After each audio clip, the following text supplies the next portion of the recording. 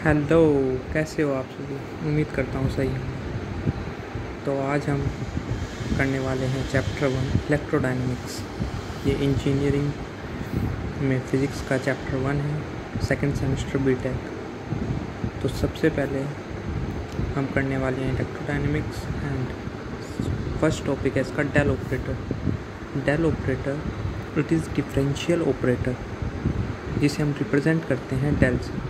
Del का sign reverse triangle जैसा होता है और ये यूज़ होता है थर्ड डायमेंशन में IJK में।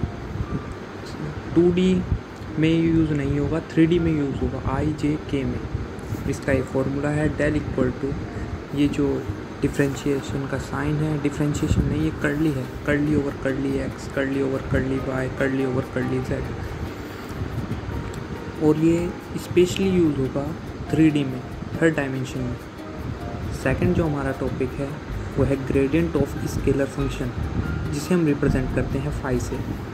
Del operator operate with phi called gradient. जो डेल ऑपरेटर है जो हमने अभी पढ़ा है, डेल जो डिफरेंशियल ऑपरेटर है, फाई जो है इसके ऊपर ऑपरेट करता है तो बन जाता है scalar function, gradient of scalar function जिसे हम रिप्रेजेंट करते हैं फाई से। और डेल फाई जो हो जाता है कर्ली फाई और कर्ली एक्स। अब जो डेल फंक्शन है वो डिफ्रेंशिएट करता है फाई को, तो क्या बन जाता है, ग्रेडियंट ऑफ स्केलर फंक्शन बन जाता है दोनों का प्रोडक्ट, डेल का और फाई का। Del phi equal to curly phi over curly x i cap plus curly phi over curly y j cap plus curly phi over curly z k cap. जो हमारा आगे है, gradient of scalar function is always a vector quantity. ये हमेशा याद रखना है, जो ग्रेडियंट ऑफ स्केलर फंक्शन है वो हमेशा वेक्टर क्वांटिटी है। क्योंकि वेक्टर क्वांटिटी क्यों है? क्योंकि डेल फंक्शन जो है वो थर्ड डायमेंशन है, 3 डायमेंशन में उसे मूव करना है, इसलिए वो हमारा मैग्नीट्यूड भी उसमें आ जाता है और डायरेक्शन भी आ रही है। वो तो आपको पता ही होगा कि वेक्टर क्वांटिटी और स्केलर क्वांटिटी में डिफरेंस, तो आप समझदार हो। बाकी डेली लाइफ एग्जांपल में हमारा एग्जांपल क्या आ जाता है, टेम्परेचर ग्रेडियंट और वेलोसिटी। टेम्परेचर हमें पता है, टेम्परेचर और वेलोसिटी में हमें पता है, दोनों जो होते हैं वो वेक्टर क्वांटिटी होती है। थर्ड जो है physical significance and gradient. Physical significance and gradient, it is the maximum rate of change of phi with respect to distance r directed along normal to surface। जो significance होता है gradient का वो क्या होता है, ये होता है maximum rate of change of phi।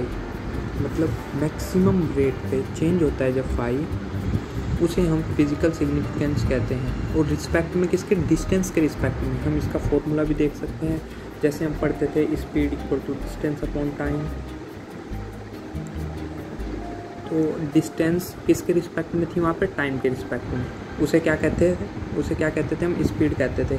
ऐसे ही यहाँ पे है, फिजिकल सिग्निफिकेंस किसे कहेंगे, जब फाई चेंज होगा डिस्टेंस के रिस्पेक्ट में। देखो यहाँ पे आप देख भी रहे होंगे d ओवर TR और डेल डॉट फाई। अब हमने डेल डॉट फाई यहाँ पे देख लिया और डेल डॉट फाई यहाँ भी है, ये थर्ड डायमेंशन हो जाएगा, ये 3D में।